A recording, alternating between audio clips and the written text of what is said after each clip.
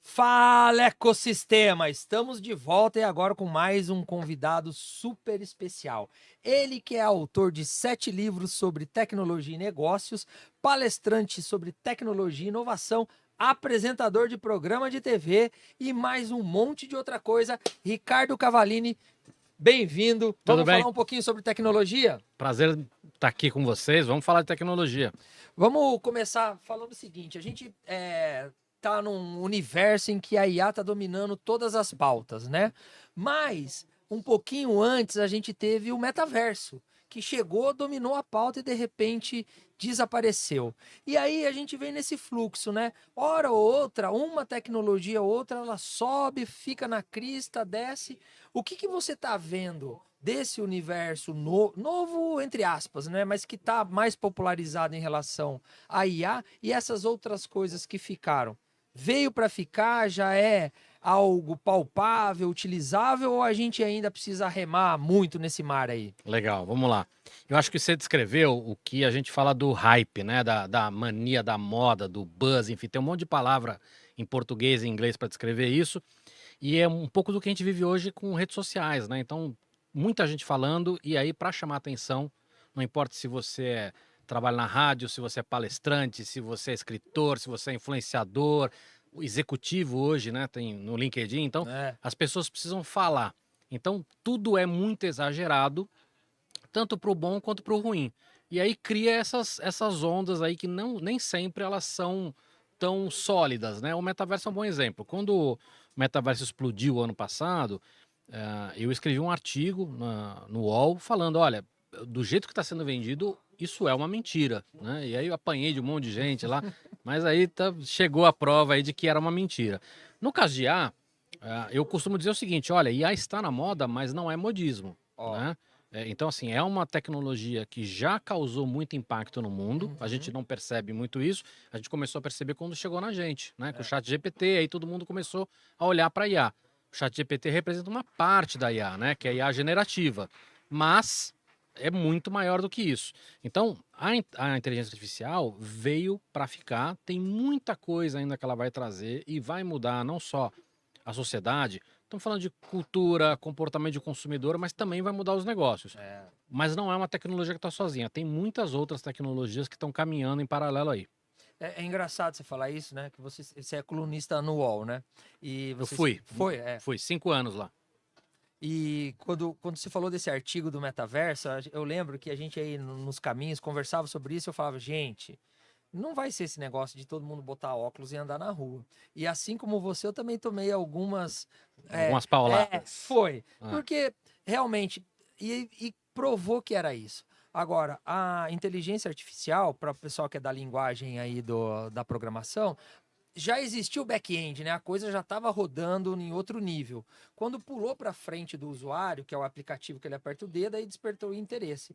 Mas no mundo dos negócios, ela tem uma pegada bem importante que já está impactando. Né? Eu queria que você falasse um pouco, porque é muito do que você fala nas suas palestras, tem nas coisas que você escreve, do impacto no mundo dos negócios. Eu acho bacana isso para o empresário entender como que ele pode lidar com isso no dia a dia. legal, vamos falar de passado, presente e futuro bem rapidamente. Se a gente for olhar para o passado, as maiores empresas do mundo hoje já são empresas de IA, né? A Amazon, a Apple, o Google, essas empresas já usam IA há décadas, né?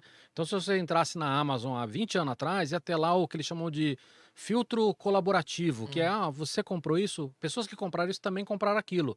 Isso era uma IA que estava por trás para fazer recomendação. Aí, Então, ó. quando você olha para uma Amazon da vida, uma parte relevante do faturamento dela já vinha de IA. Só que ninguém via essa Nem história, percebia, nem né? percebia isso, né? Quando a gente vem para o presente, a gente está olhando muito a IA para coisa do chat GPT da vida, que tem a ver com o executivo falando de produtividade. Ah, eu vou mexer num Excel, vou mexer numa apresentação, eu vou escrever um e-mail e a IA vai me ajudar. Mas aí ela está entrando em outras duas camadas também, né? A primeira é sistemas. Então imagina que você tem uma empresa, por exemplo, que trabalha com distribuição de alguma coisa. O teu sistema de logística, ele terá que ter IA. Então ela entra na produtividade do funcionário, ela entra nos sistemas da empresa e ela também vai entrar nos produtos, né? Então esse cara de Uhum. logística, de repente, os carros ou caminhões que ele vai usar também serão autônomos, né? Ou terão alguma outra inteligência de IA para decidir caminho, alguma coisa assim. Então, a IA ela começa a entrar em todas as camadas da empresa. E se a gente olhar para o futuro, absolutamente tudo que a gente faz vai ficar medíocre, porque a IA vai dar uma camada de inteligência acima disso. E acho que aí traz o senso de urgência. Se a gente entende que a IA vai melhorar absolutamente tudo que a gente faz, significa que em muito pouco tempo, que a gente está vendo a velocidade que as coisas estão acontecendo, Sim, é muito rápido. tudo que a gente faz vai ficar medíocre. Seu atendimento ao cliente vai ficar medíocre, a maneira como você faz a apresentação vai ficar medíocre, a maneira como você lida com o seu Excel vai ficar medíocre, a maneira como você faz a sua logística vai ficar medíocre, os seus produtos vão ficar medíocres. E isso acontece sempre, né? O que a gente chama de produto inteligente hoje, né, vai ser burro amanhã, como os que eram inteligentes, né? Os produtos que a gente chamava de, esse aqui é um ar-condicionado inteligente, é um carro inteligente. Hoje eles são burros. Então, a gente precisa estar sempre nessa evolução. E aí cria um paradigma, né? Porque o paradigma é, se eu for preguiçoso e não estudar ou aprender, essas soluções podem me pressionar a não ter espaço no mercado de trabalho ou nos negócios, como empresa, né? Então, você acredita que esse movimento ele tende a impulsionar mais nós, né, usuários, a buscar o conhecimento ou a gente se acomodar no médio? Eu acho que se a gente. Aí que nós começamos a falar de ser humano, né? E ser humano é um bicho bicho esquisito. difícil, né? Eu acho que vai acontecer o que já acontece nas empresas, né? Você tem uma parte ali que está sempre na frente Uhum. e por gosto, por vontade, por perseverança, está sempre na frente. Você tem uma galera que está atrás, não gosta de mudança e não vai mudar. E você tem um miolo ali que a gente pode discutir se está atrasado ou não, mas é uma questão de percepção individual de cada um. O que nós estamos entendendo é, se as coisas estão mudando muito rápido, Uhum. esta mudança na vida das pessoas também vai acontecer de forma mais rápida. Então, não é uma questão de, eu quero ficar para trás ou não. Você vai ser engolido se você não andar para frente. A gente não presta muita atenção nisso, mas as empresas, elas não duram para sempre. As pessoas têm uma percepção, a empresa dura para frente, porque vê uma Nestlé que tem lá 100 e poucos anos, mas não é, a realidade não é essa. A maior parte das empresas tem uma vida útil muito parecida com humanos. Muitos têm uma 60, mortalidade, né, por aí, né? né, morrem rápido, 2 anos, depois uma parte vive 30, 60 anos, aí tem alguns que vivem 100, 100 e pouco. A graça é que se você tem uma empresa e você consegue mudar a sua mentalidade com frequência, ela pode viver para sempre, né? Diferente da gente que tem uma questão biológica. Mas o que a gente vê na prática é que as empresas estão durando cada vez menos. E isso começa a valer também pra gente. Porque agora a gente sente essa mudança em vida. Olha, pra você ter uma ideia, em 1900, um brasileiro viveria em média 30 e poucos anos de idade. As grandes mudanças duravam 60. Então, Verdade, mesmo... você não conseguia absorver no tempo. Não, e assim, e mesmo que você estivesse passando por uma mudança, você não ia senti-la, É. porque é uma mudança mais devagar. Hoje, quando a gente olha para a internet, para IA, você não está falando de 15, 20 anos de mudança e a gente está vivendo 80.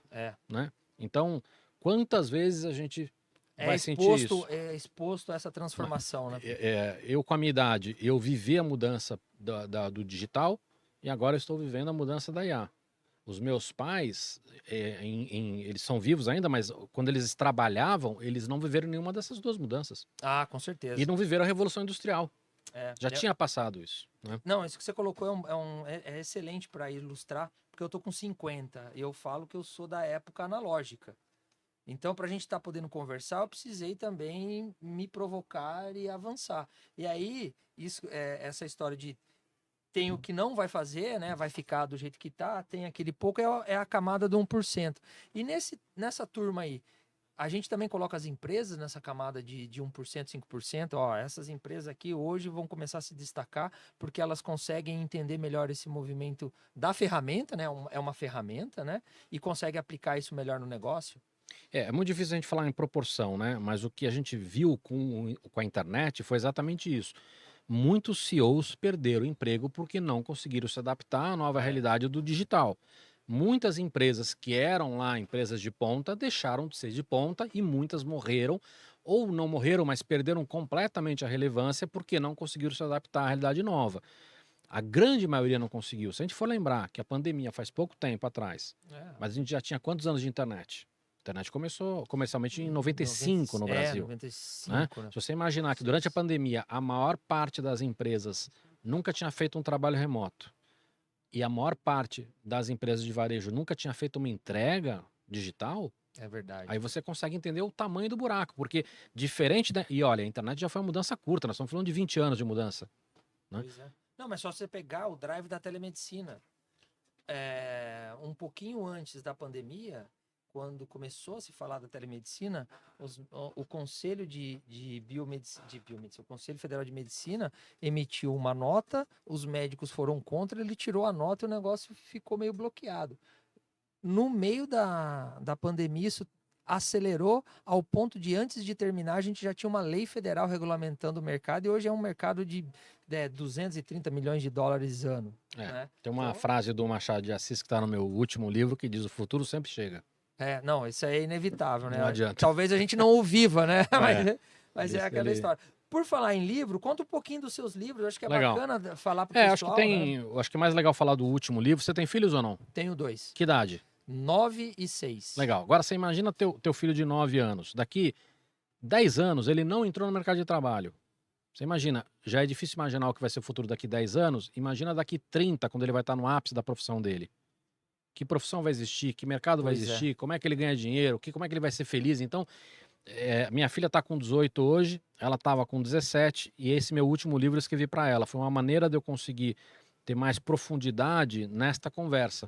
Eu estava muito bacana. aflito, né? Eu acabo dando palestra para os maiores CEOs do Brasil.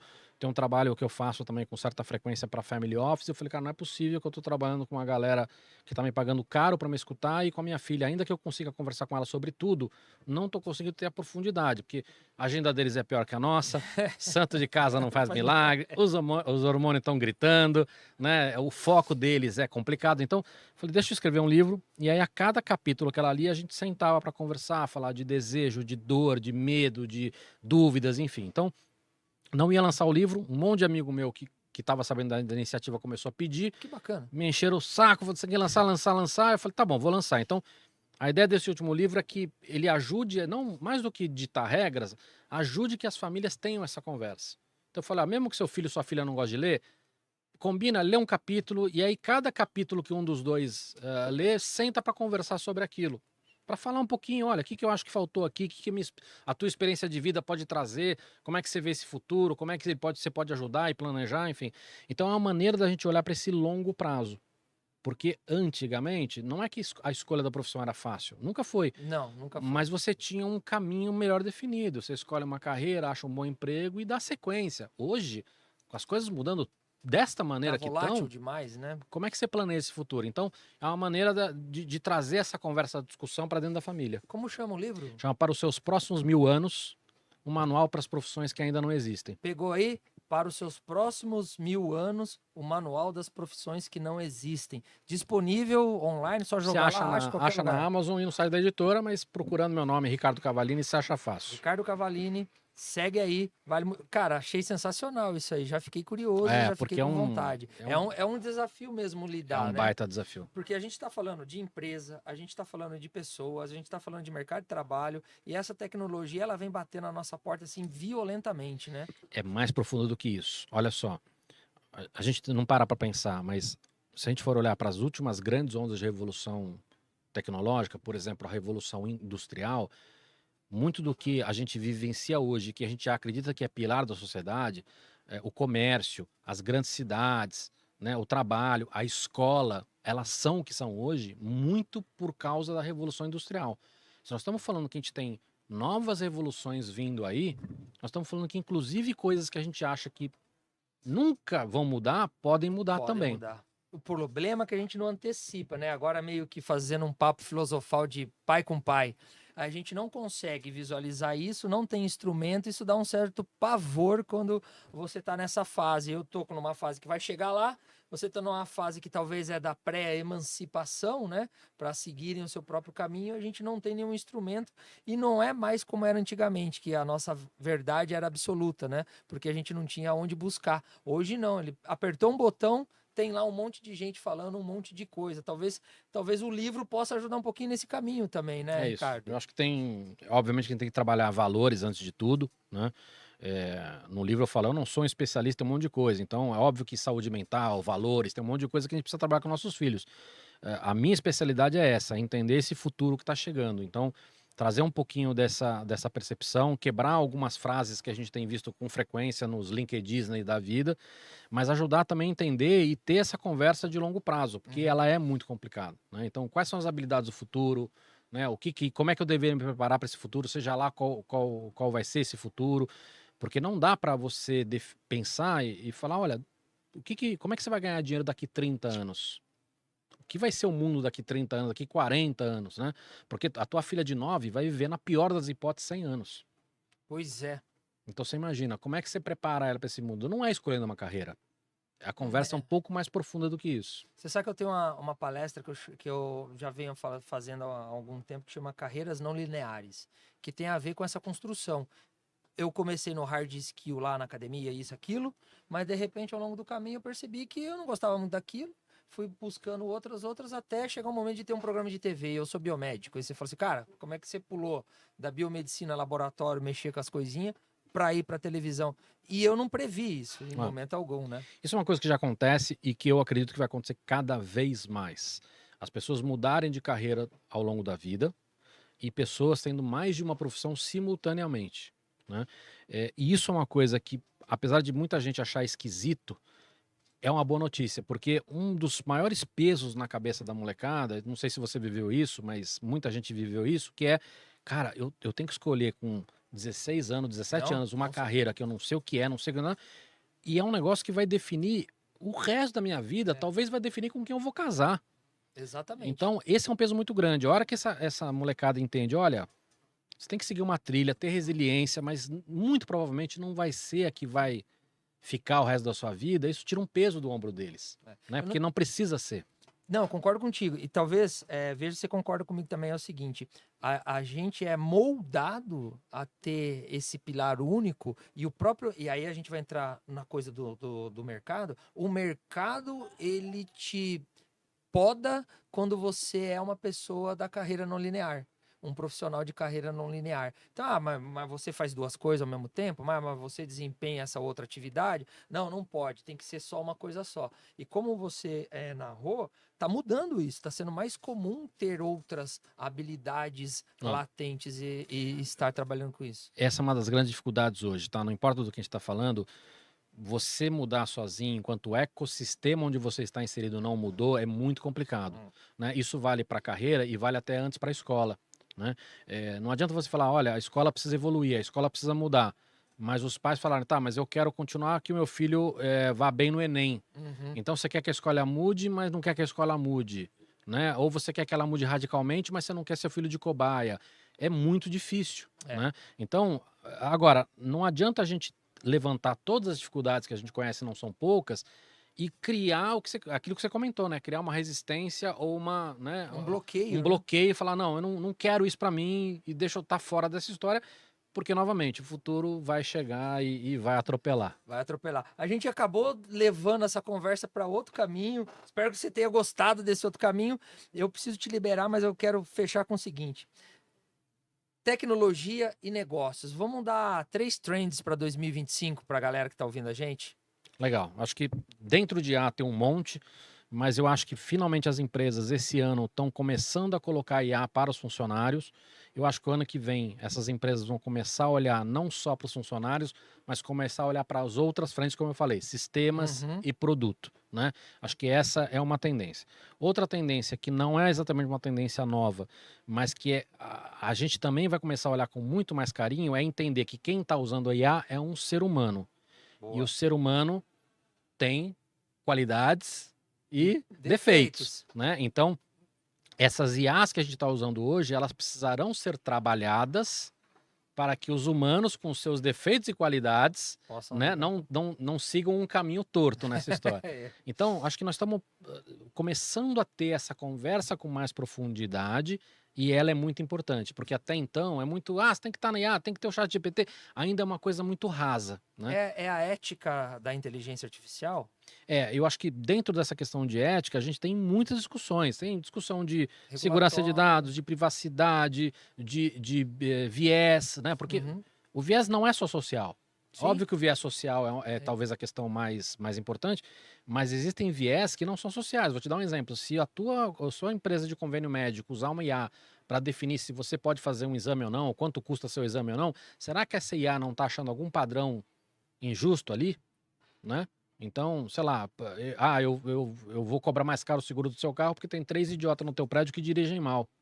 É, Para IA faz sentido, é verdade. né? Mas, Mas quem, pro ser humano olha e fala assim, peraí, É, cara. mas você quem coloca isso é o ser humano por trás que dá o código da IA, ou E- não. Não, porque a IA ela é muito boa de achar padrões. Olha lá. Se quem estiver programando esse IA não tiver essa preocupação de explicabilidade ou de validar essas questões, Uhum.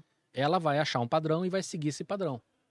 Né? Esse padrão pode virar regra. Então por isso que eu tô te falando, agora a gente está num caminho de ter uma conversa um pouco mais profunda Uhum. sobre os usos da IA. O que isso vai ajudar, o que isso não vai ajudar e como é que a gente potencializa o lado bom e como é que a gente minimiza ou impede o lado ruim. Ou seja, no final do dia, vai depender da consciência das pessoas, do que a gente quer para construir esse futuro aí, né? Eu acho que, acho que o nosso trabalho, o meu, o teu, né, e de todo mundo que está escutando, tá? Não é só de quem é comunicador, de quem é professor, é a gente trazer essa discussão para a mesa.